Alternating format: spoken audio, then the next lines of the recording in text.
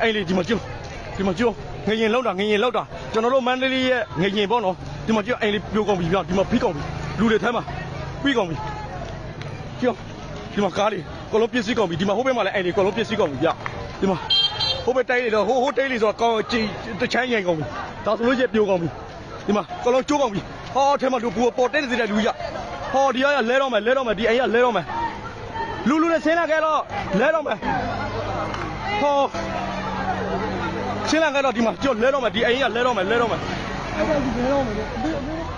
ဟောဒီအိမ်ရဲ့ဘေးမှာလူကျင်းနေတော့ဒီမှာဒီအိမ်ကလဲတော့မယ်အိမ်ကလဲတော့မယ်ဟောသွားပြီဒီမှာ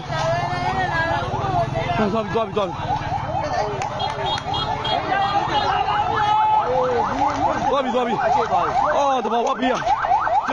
တခါမှမကြောင်ဘူးကျွန်တော်တို့အသိနဲ့တကောဗျာဒါအသိ30ကျော်ပြီကျွန်တော်တို့တခါမှမ